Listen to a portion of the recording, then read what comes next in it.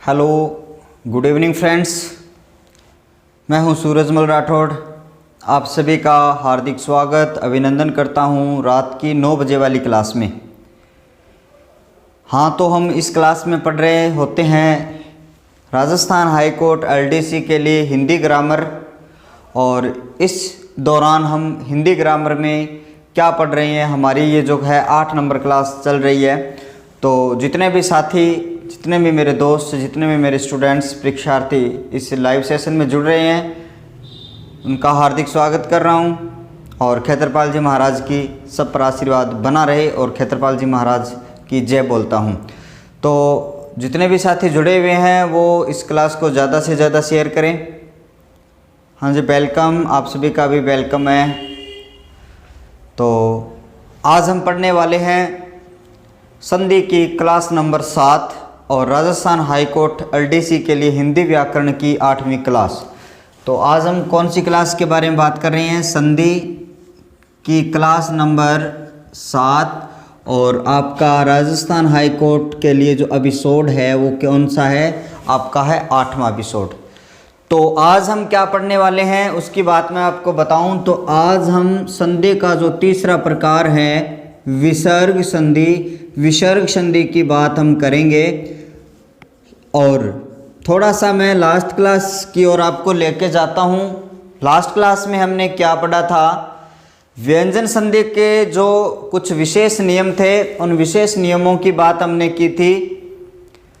सबसे महत्वपूर्ण नियम हमने तय दय का नियम पढ़ा था और तय दय के नियम के बाद में चय वर्ग आ रहा था, तो हम उसी वर्ग पर अंक लगाकर तय दय को काटते हुए उसी वर्ग का पहला या तीसरा कर रहे थे। उसके बाद में हमने स देखा था, मूर्धन्य स आ रहा था। तो मूर्धन्य स आ रहा था तो हम तय दय का चय परिवर्तन करते थे और उस स का छय परिवर्तन करते थे, यानी 2 परिवर्तन हमें करने होते थे।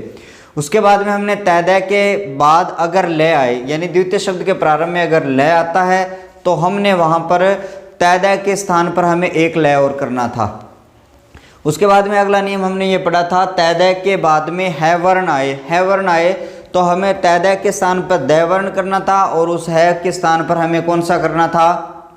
उसके स्थान पर हमें करना था धय वर्ण, यानी तीसरा और चौथा, लगातार तीसरा और चौथा हमें करना था।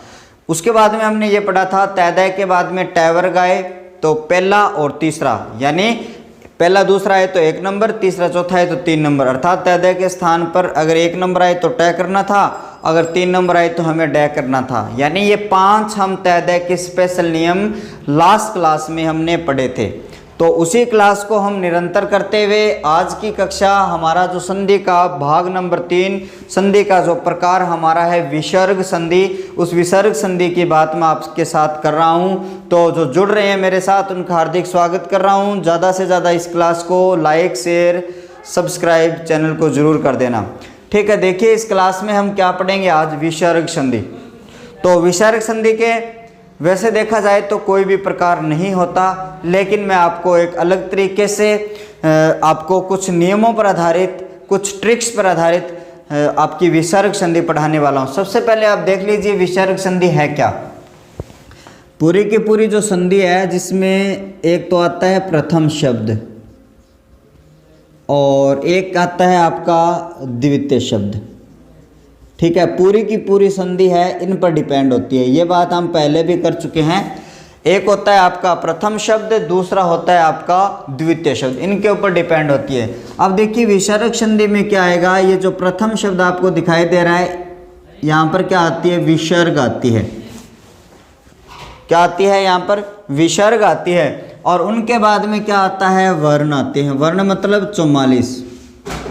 यानी क्या बताया गया है कि प्रथम शब्द के अंत में विसर्ग आए और द्वितीय शब्द के प्रारंभ में कोई सा भी वर्ण आए, वहां पर संधि कौन सी होगी? विसर्ग संधि होगी। यही परिभाषा है।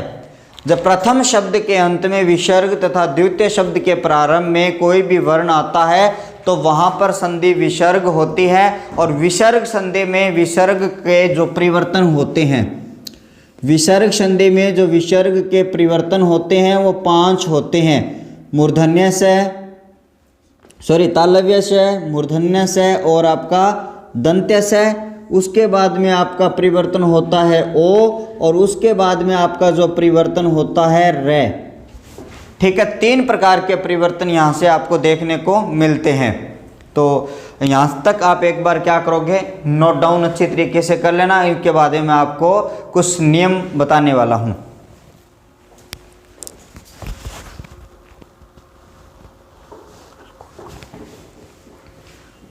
तो यहाँ से आपने नोट डाउन कर लिया होगा।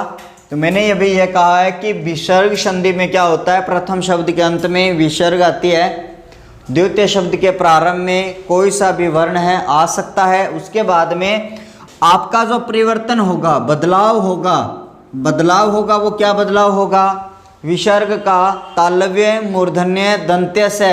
ठीक है, उसके बाद में ओ, उसके बाद में रे। हमने इनको तीनों को अलग अलग क्यों लिखा है उसकी भी बात बता देता हूं मैं। ये 3 आपके क्या होंगे, परिवर्तन होंगे। ये 3 आपके बदलाव, आपके 3 परिवर्तन होंगे। इनको अलग अलग मैंने क्यों लिखा, इसको हम 1 नंबर संधि के दौरान पढ़ेंगे, इसको दूसरे प्रकार के रूप में पढ़ेंगे, इसको तीसरे प्रकार के रूप में पढ़ने वाले हैं, क्योंकि यहाँ पर हम ट्रिक से विसर्ग संधि पढ़ने वाले हैं। तो अच्छी तरीके से इस क्लास को देख लेना, अपने मित्रों तक शेयर कर देना। ठीक है, अब देखिए मैं आपको बताता हूँ विसर्ग संधि की कहानी और क्या है विसर्ग संधि के प्रकार। 3 प्रकार से हम विसर्ग संधि को पढ़ने वाले हैं। परीक्षा में आपसे पूछा जाए विसर्ग संधि के प्रकार, तो कोई भी प्रकार हमारी हिंदी में व्याकरण में होते नहीं हैं। संस्कृत जो व्याकरण होती है उसमें संधि के जो आपकी विसर्ग संधि है उनके प्रकार होते हैं, लेकिन मैं यहाँ पर हमारी जो संधि के जो नियम मैंने तैयार किए हैं वो इन 3 प्रकारों पर हमने तैयार किए हैं। तो आपको भी क्या करना है, अभी संधि के 3 प्रकार मानने हैं व्यंजन विसर्ग संधि के। कौन आपका सत्व विसर्ग संधि,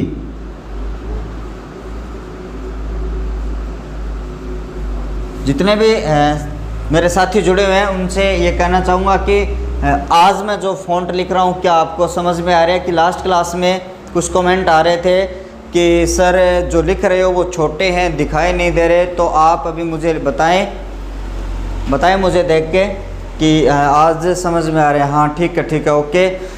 इस हिसाब से क्या करते हैं, अपने पहला जो प्रकार है आपका विसर्ग संधि में सत्व विसर्ग संधि, दूसरा जो प्रकार है वो आपका कौन सा है, उत्व विसर्ग संधि,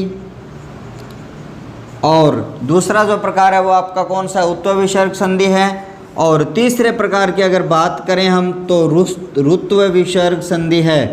तो इस तरीके से हम हमारी जो विसर्ग संधि है उसको हम सत्व, उत्व और ऋत्व विसर्ग संधि के दौरान हम पढ़ेंगे। हमने इस संधि का नाम सत्व क्यों रखा, इसका उत्व क्यों रखा, इसका ऋत्व क्यों रखा, इसकी भी बात मैं आपको बताऊंगा। सत्व जो विसर्ग संधि है उसमें जो परिवर्तन होता है वो किस तरीके से होता है, तालव्य, मूर्धन्य और दंत्य स के रूप में परिवर्तन होता है। उसके बाद में उत्व विसर्ग संधि है। वास्तव में होना तो क्या परिवर्तन चाहिए था, ऊ होना चाहिए था, लेकिन यहाँ पर ओ परिवर्तन हो जाता है। जब हम उत्व विसर्ग संधि करेंगे तब मैं इस बात को अच्छी तरीके से समझाऊंगा। यानी उत्व विसर्ग संधि में क्या परिवर्तन होगा, ओ परिवर्तन हो जाता है। उसके बाद में देखिए आपकी जो ऋत्व विसर्ग संधि है, आपका यहाँ से पहला जो वर्ण आपको दिखाई दे रहा है, कौन सा दिखाई दे रहा है, रू दिखाई दे रहा है। तो इस संधि में क्या परिवर्तन होता है, रे वर्ण परिवर्तन होता है। तो इसलिए मैंने यहाँ पर जो विसर्ग है उसके जो 5 परिवर्तन थे उनको अलग अलग तरीके से 3 प्रकार से लिखा था।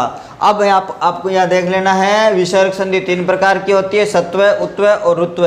और सत्व विसर्ग संधि में तालव्य, मूर्धन्य, दंत से परिवर्तन होता है। उत्व विसर्ग संधि में ओ परिवर्तन होता है और ऋत्व में र परिवर्तन होता है। कर दिया क्या परिवर्तन, हाँ जी कर दिया। तो क्षेत्रपाल जी महाराज की एक बार जय बोल दीजिए, ठीक है, और कमेंट में भी लिख दीजिए। आगे देखिए हमें क्या करना है, अब एक एक नियम को अच्छी तरीके से पढ़ना है। आपके जो 44 वर्ण हैं इनको भी हमें क्या करना है, 3 भागों में बांटना है। ये जो 44 वर्ण हैं इनको भी हम 3 भागों में बांटेंगे, तभी तो हम तीनों संधियों के प्रकारों में परिवर्तन करेंगे। हाँ जी, अभी देख लेना किस तरीके से हम करेंगे। एक बार मैं इनको यहाँ से क्या कर रहा हूँ, नोट डाउन कर लिया होगा आपने, हटा रहा हूँ। तो आपका जो पूरा का पूरा है मामला वो प्रथम शब्द और जो द्वितीय शब्द है उसके ऊपर रहने वाला है। तो एक बार फिर से मैं आपको बता देता हूँ, संधि का नाम है आपका सत्व विसर्ग संधि।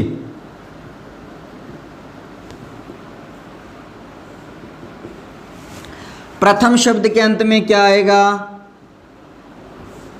प्रथम शब्द के अंत में तो हमेशा विसर्ग आएगी। द्वितीय शब्द के प्रारंभ में क्या आएगा? अघोष वर्ण। द्वितीय शब्द के प्रारंभ में क्या आएगा? अघोष वर्ण। आप ये कहोगे गुरुजी अब अघोष वर्ण क्या आ गए? तो ये मैंने व्यंजन संधि में आपको बताया था। इन अघोष वर्णों को आपको याद रखना है, हमेशा ही हमारी संधि में ये हमारी जो ट्रिक है उसके ऊपर लागू होते हैं। अघोष वर्णों की संख्या कितनी होती है? 13। अब 13 होती है। जब व्यंजन संधि हम कर रहे थे तो वहाँ 13 आते ही हम 1 नंबर लगा रहे थे, तो इधर भी 1 नंबर लगा दीजिए, कोई फर्क नहीं पड़ेगा क्योंकि हमारी पहली संधि है, 1 नंबर लगा देना। अब कौन कौन से 13 होते हैं तो मैं एक बार नाम लिख रहा हूँ इनके, क ख च छ ट ठ त थ प फ, और आपके जो बच जाते हैं तीनों ही से, आपके बच जाते हैं तीनों ही से। अब ये कहाँ पर आएंगे? 13 के 13 वर्ण, ये आपको देखना है। ये 13 के 13 जो वर्ण होते हैं वो कहाँ आएंगे? द्वितीय शब्द के प्रारंभ में, यानी ये जो द्वितीय शब्द आपको दिखाई दे रहा है उसके प्रारंभिक वर्ण में आएंगे। ये जो विसर्ग आएगी वो कहाँ पर आएगी? ये प्रथम शब्द के अंत में आएगी। तब आप कहोगे गुरुजी ये संधि कौन सी हुई? तब हम कहेंगे जी ये अघोष वर्ण वाली सत्व विसर्ग संधि हुई। ऐसा अगर आपको मिल जाता है तो वहाँ पर इस विसर्ग का परिवर्तन आप क्या करते हो? ये तीनों ही सह करते हो। अब आपके समझ में नहीं आया गुरुजी ये वाला सह हम कब परिवर्तन करेंगे? ये वाला सह कब करेंगे? ये और ये तीनों सह का परिवर्तन कब करेंगे? हाँ, आप थोड़ा सा धैर्य रखिए। इन्हीं 13 में से हमारा जो नियम है इन तीनों सह का, इन तीनों सह को हम क्या करेंगे? एक एक करके क्लियर करने वाले हैं। उसके बाद में जो दूसरी आपकी संधि आती है वो कौन सी है? उत्व विसर्ग संधि। कौन सी आएगी? उत्व विसर्ग संधि। अब देखिए उत्व विसर्ग संधि में क्या आएगा? प्रथम शब्द के अंत में विसर्ग, दूसरे शब्द के प्रारंभ में क्या आएगा? आपको पता है 44 की बात मैंने यहाँ पर की थी। 44 वर्ण में से 13 हमने निकाल दिया, अब कितने बच गए? 31। और 31 के लिए आप क्या कहते हो? सघोष। तो सघोष कहते हो? हाँ जी, ये रहे सघोष। यहाँ भी मैं क्या लिखूंगा? सघोष वर्ण लिखूंगा। और सघोष वर्ण के लिए हम क्या करें? उत्व। ठीक है। अब मैं तीसरी संधि का नाम मैं इधर लिख रहा हूँ क्योंकि दोनों हमें एक साथ पढ़नी पड़ेगी एक बार के लिए। तीसरी संधि आपकी कौन सी बच जाती है? तीसरी संधि बचती है आपकी ऋत्व विसर्ग संधि। यहाँ लिख लेना। एक बार मैं आपको एक छोटा सा चार्ट बता रहा हूँ कि किस किस तरीके से जो 44 वर्ण आ रहे हैं उनको किस तरीके से हम डिवाइड करने वाले हैं। प्रथम शब्द के अंत में विसर्ग और द्वितीय शब्द के प्रारंभ में क्या आएगा मेरे दोस्तों, मेरे स्टूडेंट्स, मेरे छात्रों, मेरे मित्रों? ठीक है, क्या आएगा? सघोष वर्ण आएगा। आप कहोगे गुरुजी आपने तो यहाँ पर गोलमाल कर दिया। कैसे? कि इधर भी विसर्ग के बाद में सघोष है और इधर भी विसर्ग के बाद में सघोष है। तो कैसे हम पता करेंगे कि ऋत्व कहाँ होगी? कैसे हम पता करेंगे कि उत्व कैसे होगी? तो उसके बाद में अगर हम देखें तो आपको क्या करना होगा? आपको क्या करना होगा? यहाँ देखिए ये जो विसर्ग दिखाई दे रही है इससे पहले वाले के पास आपको आना होगा, फिर आपका जो ये मामला है ना बिल्कुल क्लियर होगा। ठीक है, जितने साथी मेरे साथ जुड़ रहे हैं उन वो इस क्लास को मनोयोग से सुनेंगे, क्योंकि यहाँ पर थोड़ा सा अगर आप एकाग्र होकर नहीं सुनते हो ना तो बस यहाँ से मामला आपके गड़बड़ हो जाएगा। मैं ये कह रहा हूँ विसर्ग के बाद में सघोष वर्ण, विसर्ग के बाद में सघोष वर्ण, तो उत्व और ऋत्व दोनों ही होगी। लेकिन उत्व संधि करने के लिए आपको विसर्ग संधि से आपके विसर्ग से पहले आपको क्या देखना होगा? ऐश्वर। समझ में आई क्या? सघोष वर्ण तो आपका मामला यहाँ से फिट करता है कि उत्व भी है और ऋत्व भी है, लेकिन उत्व की पहचान के लिए आपको क्या करना है? विसर्ग से पहले आपको ए देखना है। विसर्ग से पहले आपको क्या देखना है? ए देखना है। और विसर्ग के बाद में अन्य स्वर आपको देखने। अन्य कैसे? ऐसे भिन्न स्वर, ऐसे भिन्न स्वर। अन्य स्वर का मतलब ऐसे भिन्न स्वर कहाँ देखने हैं आपको? ऐसे भिन्न स्वर विसर्ग से पहले। जब ऐ स्वर आएगा तो वहां पर उत्व विसर्ग संधि होगी, और अन्य स्वर आएंगे तो वहां पर कौन सी संधि होगी? रुत्व संधि। कर देना रुत्व संधि, ठीक है। तब क्या हो जाएगा आपका ये मामला है ना, घोलमाल आपकी बिल्कुल सही हो जाएगी। क्लियर है ना? उत्व में क्या आएगा? विसर्ग से पहले ऐ, और रुत्व में आपका क्या आएगा? विसर्ग से पहले अन्य स्वर आ जाएगा। क्लियर है ना? अब देखिए, ये तो था आपका यहाँ पर। अब यहाँ पर जो विसर्ग थी ये 3 परिवर्तन कर रहे थे, लेकिन यहाँ पर जो विसर्ग है वो ओ परिवर्तन कर रही है। मैंने ये कहा था ये विसर्ग तो ऊ ही परिवर्तन करती है, लेकिन ऊ से पहले क्या मिला है आपको? ए मिल रहा है। और आप गुण संधि में पढ़ के आए हो, ए के बाद में अगर ऊ मिल जाए तो मेरे बच्चों क्या करना है आपको? ओ करना है। इसलिए मैं ये कह रहा हूँ कि सीधा का सीधा उत्व विसर्ग संधि में हम विसर्ग का ओ परिवर्तन कर देते हैं। ये बात आपकी समझ में आनी चाहिए, इसलिए मैंने अच्छी तरीके से इनको खोल कर बताऊं। अब देखिए, आपकी जो अगली जो संधि बच जाती है उसमें ये जो विसर्ग आया है उसका क्या परिवर्तन हो जाएगा? रे हल युक्त। यहाँ भी जो तीनों स है वो हमेशा ही आधे आएंगे, और यहाँ पर ये जो र है वो कभी आधा। यहाँ इसका परिवर्तन तो ये आधा ही होगा, लेकिन उसके बाद में स्वर भी आ जाएंगे तो ये पूरा हो जाएगा। लेकिन ये तीनों से कभी पूरे नहीं होंगे। ये गांठ मार लेना अच्छी तरीके से, इसको क्या कर लेना अपने भेजे में, क्षेत्रपाल जी महाराज की जय बोल के इनको नोट डाउन कर लेना, क्योंकि इनके बाद में ये क्या खाएंगे तो इनको कभी पूरा करेंगे नहीं। ये चीज़ आपको यहाँ से देखनी है।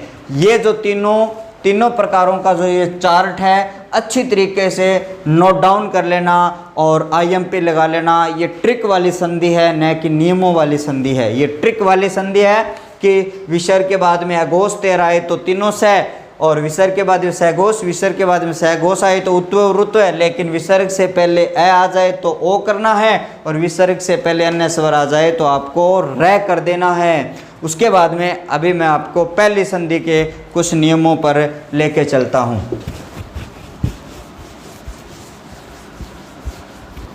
जो मेरे साथी देरी से जुड़ रहे हैं उनको बता देता हूँ, राजस्थान हाई कोर्ट LDC के लिए हमारी जो हिंदी व्याकरण का जो कोर्स चल रहा है उस कोर्स के दौरान हम पढ़ रहे हैं आज संधि की क्लास नंबर 7, और उस संधि की क्लास नंबर 7 में हम क्या पढ़ रहे हैं? विसर्ग संधि का यहाँ पर पोस्टमार्टम ट्रीटमेंट कर रहे हैं।